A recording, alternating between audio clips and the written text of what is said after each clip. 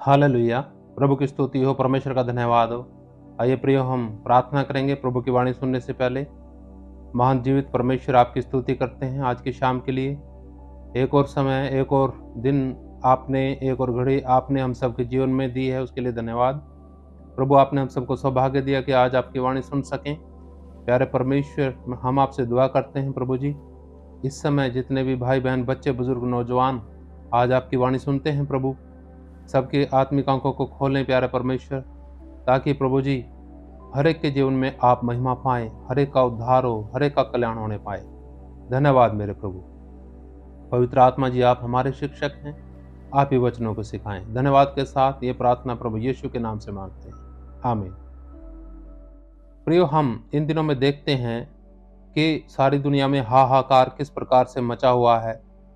लोग शांति प्राप्त करने के लिए अनेकों उपाय करते हैं। कोई तंत्र मंत्र, कोई लड़ाई, कोई मारदंगे, अनेकों प्रकार के उपद्रव इस दुनिया के अंदर किए जाते हैं। जैसा वचन कहता है, ये अंत समय है और इस अंत समय में जाति पर जाति चढ़ाई करेंगी।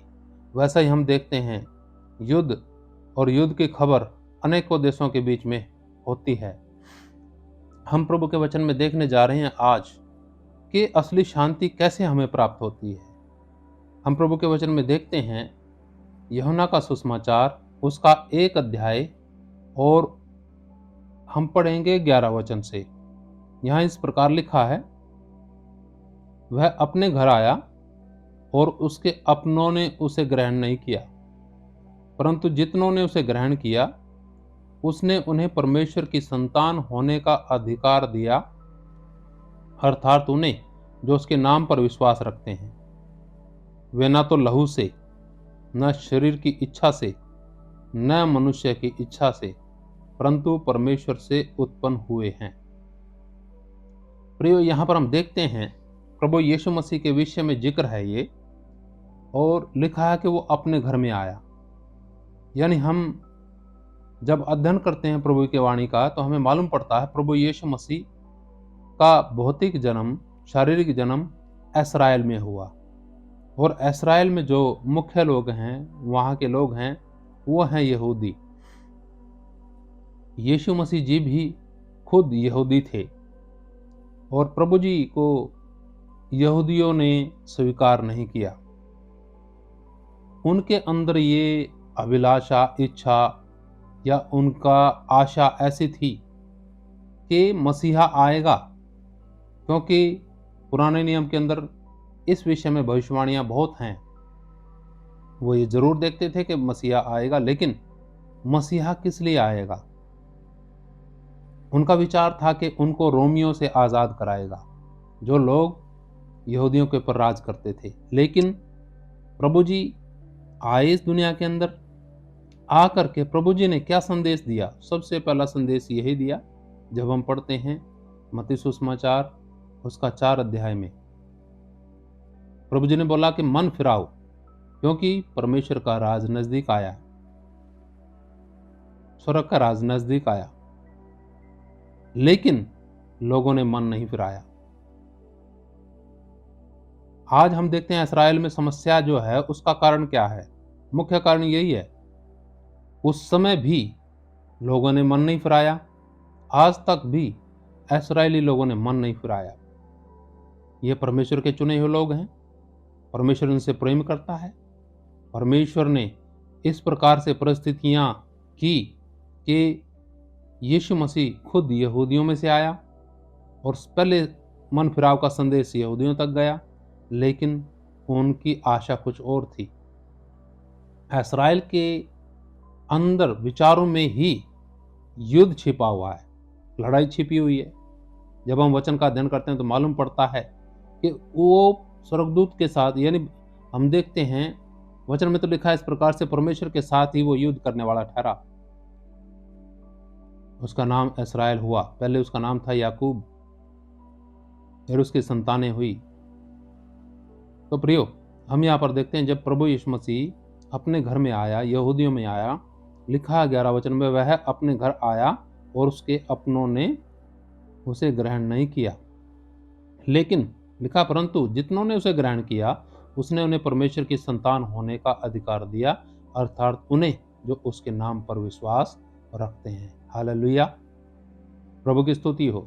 एक जगह और हम पढ़ते हैं वचन में, यूहन्ना का सुसमाचार और उसका 14 अध्याय और उसका 27 वचन पढ़ेंगे।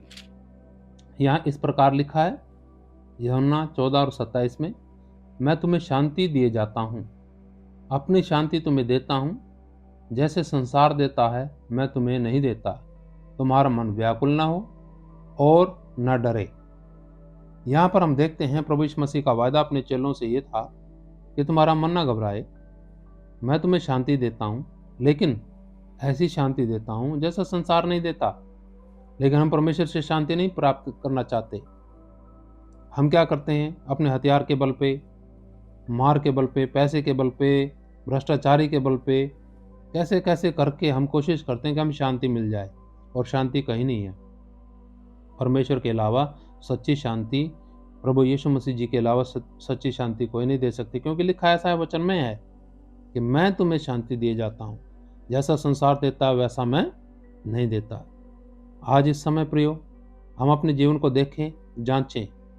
प्रभु जी चाहते हैं कि हम सब अपना मन फिराएं और उसको अपने हृदय में, अपने जीवन में ग्रहण करें, क्योंकि वो आया इसलिए कि हमें परमेश्वर के साथ जोड़ दे। वचन कहता है, जितनों ने उसे ग्रहण किया उसने उन्हें परमेश्वर की संतान होने का अधिकार दिया, यानी उन्हें जो उसके नाम पर विश्वास करते हैं। प्रियो, बहुत से लोग ऐसा सोचते हैं कि हमने यीशु मसीह पर विश्वास किया, हमें कुछ मिला तो है नहीं, हमने ये भी देख लिया, वो भी देख लिया। लेकिन सबसे बड़ी आशीष लिखी इधर, जो आम मनुष्य के, आम विश्वासी के समझ से बाहर है। हम देखते हैं सारी सृष्टि किसने बनाई? परमपिता परमेश्वर ने बनाई, जो अनादि काल से अनंत काल तक का पिता है, परमेश्वर है। और जब हम उस पर विश्वास करते हैं, प्रभु यीशु मसीह पर, तो प्रभु यीशु मसीह हमें सबसे बड़ी आशीष क्या देते हैं कि परमेश्वर की संतान होने का अधिकार दे देते हैं। हालेलुया, प्रभु की स्तुति हो। प्रियो, अद्भुत वचन है। और हमें चाहिए क्या? जब हम राजाओं के राजा के बेटे बन गए तो सब कुछ हमारा है। लेकिन जो परमेश्वर के बच्चे होते हैं, उनका स्वभाव कैसा होगा? उनका स्वभाव अपने पिता पर ही जाएगा, परमेश्वर पर ही जाएगा। सोचिए, हम अपने आप को सोचते तो हैं कि हम परमेश्वर के बच्चे हैं, लेकिन व्यवहार कैसा है हमारा? जरूर हमारा व्यवहार भी प्रभु यीशु मसीह जैसा होना चाहिए। प्रभु यीशु मसीह जी के वचन में जब हम देखते हैं, प्रभु की वाणी में देखते हैं हम, फिलिपियों 2 अध्याय उसके 5वें वचन में, कि जैसा मसीह यीशु का स्वभाव था वैसा ही तुम्हारा भी स्वभाव हो।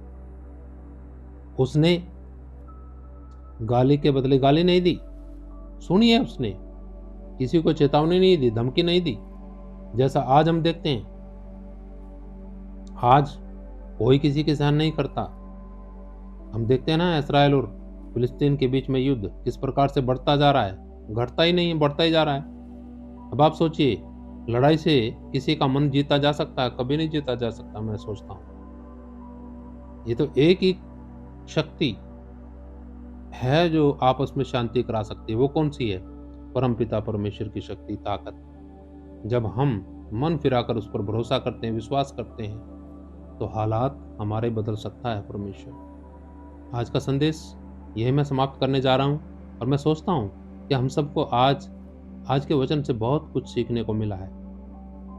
हम उसके संदेश को, उसके वचन को, शुभ संदेश को जो हमारे तक पहुंचता है कि मन फिराओ क्योंकि स्वर्ग का राज नजदीक आया है, इसको गंभीरता से लेकर के अपने मन फिराएं और अपना जीवन प्रभु यीशु मसीह को सौंपें, तो सच्ची शांति का जो वायदा प्रभु यीशु मसीह जी ने किया वो हमारे हृदय में वास करेगी, हमारे परिवार में वास करेगी। आइए हम प्रार्थना करेंगे। महान जीवित परमेश्वर, आपकी स्तुति करते हैं इस समय के लिए।